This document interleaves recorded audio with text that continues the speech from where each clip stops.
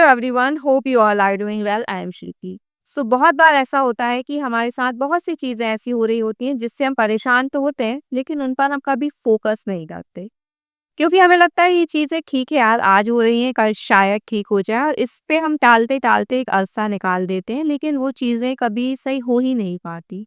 तो जैसा कि अभी मैं एक सीरीज़ चला रही हूँ जो कि मेंटली ट्रॉमा से रिलेटेड है कि भई कितने लोग कितने तरीके के मेंटली ट्रॉमा से गुज़रते हैं, और मैंने ये भी बोल रखा है कि आप मेल कर सकते हैं अपनी स्टोरीज़ को, मैं डेफ़िनेटली उनको अपने वर्ड्स में एक्सप्लेन करूँगी। आप चाहते हैं आपका नेम और सिटी ना आए तो वो भी हाइड रहेगा, कोई भी और नाम से मैं उस चीज़ को, उस स्टोरी को प्रेज़ेंट कर दूँगी। बट द थिंग कि बहुत सी ऐसी स्टोरी भी हैं यार कि जिन्हें सीरियसली पता ही नहीं है कि वो भी मेंटली ट्रॉमा से गुजर रहे हैं। मतलब अभी एक मेरे पास स्टोरी आई और मैंने उसको बहुत डीप एनालाइज किया, तो मैंने भी फील किया कि हर इंसान उस चीज़ से जूझ रहा है, और उसका नाम है ओसीडी। क्योंकि ओसीडी एक ऐसी चीज़ है ना कि वो बहुत डिफरेंट टाइप में होती है, हम चीज़ें फील भी नहीं कर सकते, वो हो सकती है। मतलब एक तो हो गया आपका हैंड वॉश करने की हैबिट ज़्यादा है आपकी, या पर्टिकुलर किसी चीज़ को बार-बार चेक करने की आदत है। मतलब कोई भी चीज़ को रिपिटेशन मोड में जब वो आती है ना, तो उसको हम ओसीडी कहते हैं। मतलब बेवजह वो काम करना, जिसकी ज़रूरत भी नहीं है, उसको हमें बार-बार करना। हमारे दिमाग में हम ये बार-बार मैसेज देना कि फिर से करना है, ये सही नहीं हुआ है। बार-बार उसी लूप में इस तरीके से फँसते जाते हैं कि एक टाइम पर इन चीज़ों से निकलना बहुत ज़्यादा टिपिकल हो जाता है। लेकिन वही है ना, इन चीज़ों को कभी सीरियस लिया ही नहीं गया है, क्योंकि जब बात सफाई की आती है, वो कोई नहीं देख रहा है कि वो रिपीटेशन मोड में जा रहा है। इस चीज़ को ऐसे देखा जाता है, तो हाँ, तो ठीक है ना, हम सफाई तो कर रहे हैं। सफाई तो ज़रूरी है, हाइजीन रखना ज़रूरी है।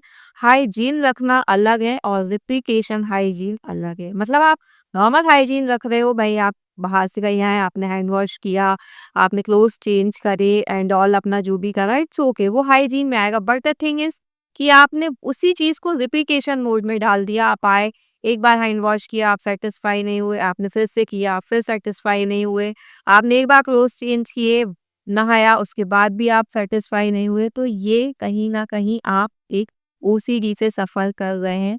और इसके लिए अगर आपको ये चीज़ समझ में आ गई है, तो शायद आप कुछ परसेंट अपने आप से लड़ पाओगे।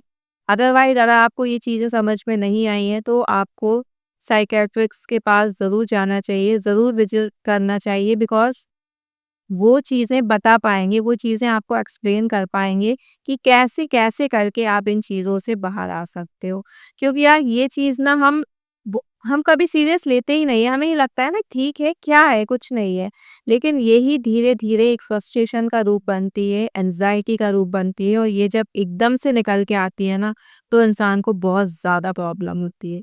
तो आज मुझे लगा कि मैंने अक्सर स्कैम से रिलेटेड वीडियोस बनाई हैं, स्पेशली एमएलएम से रिलेटेड काफ़ी वीडियोस बनाई हैं।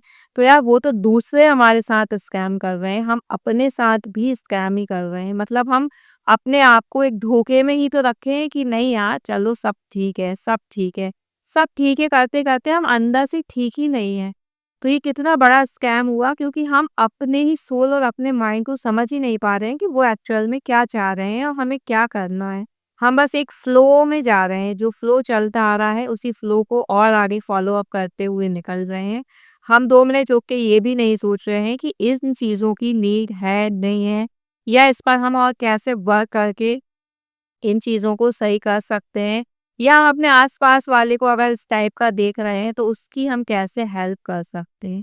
इन चीज़ों पे हमारा कभी दिमाग ही नहीं जाता, बस हमारा तो ये है, जो चल रहा है चलने देते हैं।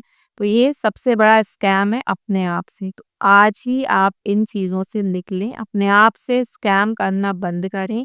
अगर आपको लग रहा है कि ये चीज़ें आपके साथ हो रही हैं, तो उन पर स्टेप्स लीजिए, वीडियोज़ देखिए, उधर से अगर आपको कुछ नॉलेज मिल रहा है, आप खुद के लिए कुछ कर पा रहे हैं, वेल एंड गुड। अगर आप नहीं कर पा रहे हैं, तो आप हेल्प ले सकते हैं भाई। इन चीज़ों के लिए भी डॉक्टर अवेलेबल्स होते हैं। विदाउट मेडिसिन्स ये चीज़ें ठीक होती हैं, क्योंकि यहाँ थॉट प्रोसेस की बात होती है और यहाँ एक समझाने वाला चाहिए। अगर पर्टिकुलर एक अच्छा इंसान मिल गया ना, जो आपको समझा सके कि ये सब चीज़ें मिथ हैं, इनमें कुछ नहीं है, तो आप इज़िली उन चीज़ों को समझ पाओगे। तो ऐसा नहीं है कि हर चीज़ दवा से ही सही होगी, बहुत बार हमें लगता है कि हमें कोई समझाने वाला, हमें समझने वाला भी हो, ताकि हम अच्छे से डीप उन चीज़ों को एक्सप्लेन कर सकें और सामने वाला हमें उन चीज़ों पे समझा सके। सो बस आज की वीडियो में इतना ही। अगर आप अपने आप से स्कैम कर रहे हैं, सो प्लीज़ आज से स्टॉप करिए। आप फ़ील कीजिए, अगर आपके साथ कुछ ऐसा आपको फ़ील हो रहा है, तो उस पे इमीडिएट एक्शन लीजिए। So I hope you like my video. If you like, please share and subscribe the channel for more. Thank you.